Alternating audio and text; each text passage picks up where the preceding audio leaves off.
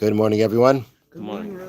We're learning Mishna Yevamos, Parak Tes Zayin, chapter 16, Mishnah Vav, Mishnah 6. Me'idin la'ar haner or la'ar lavana. We can testify by the light of a candle and by the light of the moon. That means, we're talking about now, one is identifying a dead body, but it's the nighttime. So they need to use either a candle, they need either to use the light of the moon, which clearly is not as clear. You don't see it as well by those lights than if you do by daytime. Nonetheless, if you saw the dead body and you were able to identify it at night, either by the light of the moon or by the light of a candle, that is sufficient enough to be able to come and testify that the person has died. So we don't say that it has to be in the clearest light to do so. Even in the light that's not as good, you can still rely on that to make the identification of the person who died. Umasiyan alpi baskol. You can marry a woman based on a unidentified voice. Now, a baskol literally means a heavenly voice. In this case, it doesn't mean a heavenly voice, but it means that there was this. There was a voice that proclaimed that this person died, and you don't know whose voice it is. You can't identify who the voice came from, but nonetheless, that is enough to work to testify on behalf of a woman that her husband died. And as we said yesterday, as the previous Mishnah as pointed out previously, the sages wanted to be lenient on a woman to accept this kind of evidence so that she shouldn't be tied up and not be able to remarry because her husband died, but there's no way of knowing it. And the sages relied on the fact that she would not remarry solely based on this, but she would make her own investigations and not marry until she really found out what happened to him. But there has to be a starting point, and that starting point can even be hearing a voice that proclaims it, even though you can't identify the voice. So here are two examples of that. Maisa, it occurred. He stood on top of a mountain and he said, meaning they heard somebody saying this. Ish, meaning they heard it. It's not like, they heard it. There was no question. They heard this voice declaring from the top of the mountain. Ish Ploini ben Ploini b'makam Ploini mace. So-and-so, the son of so-and-so, from such and such place, died. That's what they heard. They heard somebody get up and do that.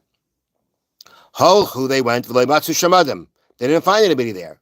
Meaning they didn't find anywhere. They went to that mountaintop, and they didn't find anyone there to be able to know, okay, who was that person who actually went ahead and made that announcement. The COS Ishtay, and they allowed his wife to marry, just based on that. Based on that, they now allowed his wife to marry. So again, they don't even know who the guy was. My understanding is, they don't, just trying to figure out, did they see him or not? They just couldn't tell who he was, so who knows what he was? I don't know. I think what's happening over here is that they heard a person making this announcement, but they never were able to even see, they clearly weren't able to see who it was. They heard it, they went to look, and there was nobody there. So they don't know exactly who this voice came from. And therefore, nonetheless, they still went ahead and allowed his wife to remarry. V'shuv ma'isa bet Salmoin. Then there was another story that took place in a place called Salmoin. Ve'echad sha'amar, regarding a person who went and said, lost the place here. Ani ish ploini ben ish ploini. I, so-and-so, son of so-and-so, the shachani nachash, I was bit by a snake, for any mace, and I'm going to die. So he basically declared, that meaning people heard this person say it, heard this person make this declaration. They heard him say it. By the time they went and found him, they couldn't recognize him anymore. In the notes it brings down here, the snake bite had caused his face to become disfigured, and he cannot be identified. So again, this man said something, we don't really know, and he says, it's me, it's so-and-so, but we don't have any really way of identifying that. The COS Ishtay, and nonetheless they went and allowed his wife to remarry. So these two examples of where a voice declared the person was dead, and even though we weren't able to identify that voice, or we may have identified the voice that it came from, who it came from. We couldn't identify the person. Nonetheless, that was enough basis to allow this person, these people, these persons' wives to be able to remarry.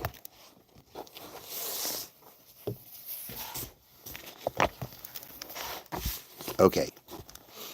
Now, died, and when should again know? All the rules we said before when we discussed Lashon Hara, the same thing you have to bear in mind when it comes to the prohibition of rechilas. Meaning they both come from the same prohibition, but they're two forms of speaking badly about a person. If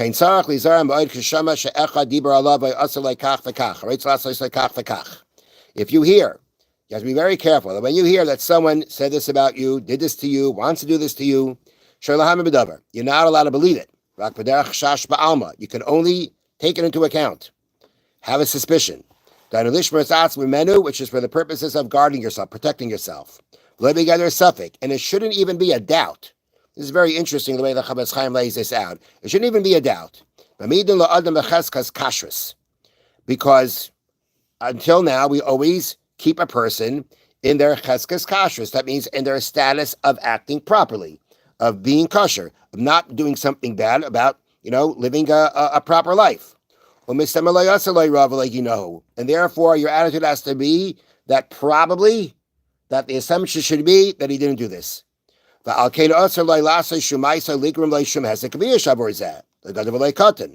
therefore, you can't do anything back to him for it. And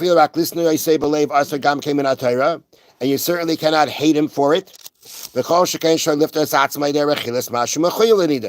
Or to exempt yourself from the obligations you have to a fellow Jew. If he's poor, to give him tzedakah. You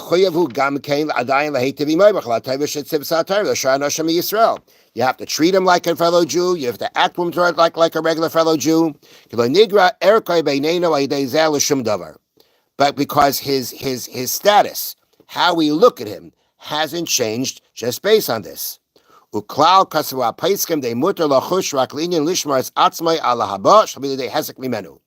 the only thing that you're allowed to do is basically be extra careful.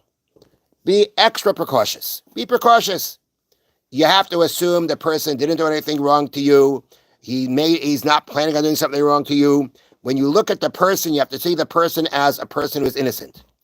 On the other hand, there is a certain level of being extra precautious. And you can be extra precautious to protect yourself, but not to consider this in any other level of how you look at this person or treat this person. Have a wonderful day. Thank you, Rabbi.